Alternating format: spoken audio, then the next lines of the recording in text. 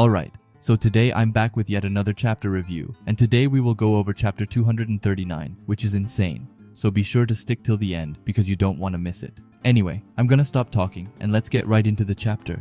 However, before that, please double check if you are subscribed to the channel as you don't want to miss my chapter reviews. And while you're already down there, you can always leave a like and a comment. And with that out of the way, let's finally get into it. We begin chapter 239 by seeing everyone's reaction to Isagi's and Hioir's spectacular goal. And we even see Snuffy letting out a smile as he watches them, and Noah is just a stone face as regular. Corona and Igarashi gets up from their seat to rush over to the two of them and start celebrating. From afar, we have Aiku and Nico, who's totally exhausted after the match. Aiku says that it is amazing, and Nico wonders what it is with those two. Aiku responds by saying that they are totally twisted, but Nico says that he can't believe it. While it may be theoretically possible for this to work, those two at that exact moment must have synced up without even making eye contact. It would be impossible unless those two synced up their thought processes perfectly, and everything that they saw on the field, everything must have been in sync. Lorenzo comes by saying that they totally destroyed them and that the attack surpassed any perfect design they could have created.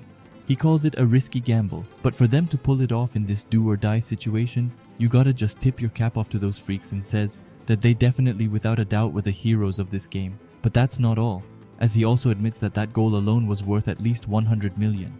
We see Baru for a quick second as he looks furious, but he doesn't really say anything except grinning a bit, which is understandable as he's just lost to his rival once again. After that, we see Ness thinking about his life decisions and how everything could go so wrong. He says that Isagi's and Hioir's play should have been impossible and calls it disgusting. But deep down he wonders if this is the true essence and magic of Isagi's football. Kaiser is quiet beside him, but when Ness looks over, he doesn't see Kaiser instead. He sees a whole goddamn monster who is screaming his heart out of frustration. The author really managed to capture all of Kaiser's anger and despair in this single panel alone, and then we see his determination for revenge as he looks at Isagi and Hioir, who's doing a high five with each other. Isagi compliments Hioir and calls him amazing, saying that Hioir's shot gave him inspiration. If they could use Hioir's shot as a decoy, they could then create a split-second opening, and if they then had complete trust in each other, they could see the same winning vision and play as one. He thanks Hioir for tagging along with his selfish demands. But there's something wrong as Hioir's eyes quickly go blank. He starts by saying that he never thought that someone could use expectations like this, saying that it wouldn't have worked even if both parties understood and played off each other, and that it's not about one person wholeheartedly supporting the other's demands. Instead, this partnership can only work if both parties believe the other sees the same winning vision. When Hioir realized that he could play freely, a whole new world opened up before him, and he thanked Isagi for that. Isagi looks happy as he says that the two of them can do this until they become the best layers in the world. But Hioir says no. He says that he won't play this kind of tag team football with him anymore. This shocks Isagi, but Hioir continues saying that from now on he's gonna play a brand of football that will produce the best striker in the world. He says this with an incredible aura around him, which even gets Isagi to feel it. Hioir doesn't stop as he says that he was planning on quitting after this match, but after being a part of that goal and after experiencing that thrill and that ego, there's no way in hell he can quit. And if strikers can't understand and keep up with his passes, then he'll discard them without a second thought, including Isagi himself. Isagi is a bit taken aback by all this, but laughs and says that contrary to his calm demeanor, Hioir is quite a sadist. But Hioir one-ups him as he says that he's an ultra-sadist and thinks that from now on, his life will finally start to revolve around him, as the two of them smile and are extremely happy over all of this. And with that, the Neo-Egoist League Game 5 has ended with the final scores being 3 to Bastard Munchen and 2 to the Ubers. But now we leave the German stratum and go to game number 6, which is Paris against Manshine City. The scores are 2-1 to Paris, and Nagi and Rin are in an extremely intense and frightening duel with each other. And Rin is even looking like a demon as he has a dark aura around his face. He traps the ball which got sent for him, and Rio screams at Nagi to stop him. Nagi says that Rin has become an absolute monster, and that his core strength, body balance, trapping, dribbling and shooting, saying that all of Rin's specs have evolved beyond comprehension since the U20 match. With that, he lands with a cold stance on the field, and we see that it has been Rin who scored all of the 3 goals, meaning that he got a hat-trick this game, and it was Chigiri who scored for Manshine City.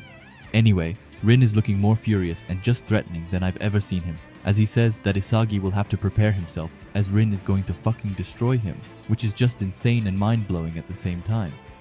The text at the bottom says, as the world erupts at Isagi's game-winning goal around the same time, in another part of Blue Lock, a familiar striker quietly bags a hat-trick in a 3-1 victory over Manshine City.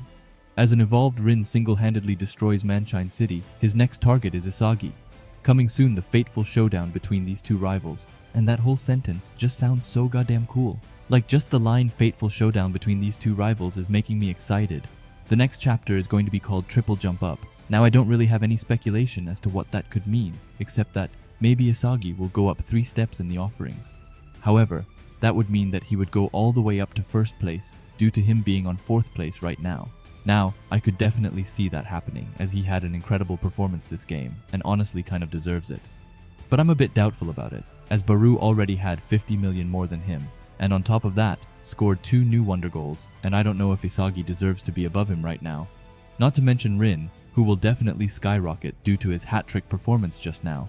It would make sense for Isagi to be higher than Rin, as it feels like Rin is hunting more Isagi than the opposite, but for the match, I feel like it might be better to have Rin at the top. But what do you think about the coming rankings? Please leave it down below. Anyway, let's go over this chapter. I was super happy just seeing all of the bastard Munchen players celebrate together. However, for some reason, I just wanted Kunigami to be there. I know that it wouldn't make sense at all as he's still his edgy self. But in the flashbacks to when Isagi talking to Kunigami, we could clearly see that some of that old Kunigami was still in there. But I'm beginning to miss him a bit, even though he wasn't my favorite. In the beginning, I still found his and the original 4's interactions wholesome. Now let's talk about this monster. I was actually surprised to see Isagi beating a new Gen 11 already. As their bet was on whoever scored the most goals, which we know turned out to be Isagi, I'm wondering what Kaiser's next step will be, as I feel like Noah will try and prioritize Isagi over Kaiser in the coming and last game. Will he just leave and go to a different club which he talked about earlier, or will he try to sabotage for Isagi? I'm honestly lost and I have no idea.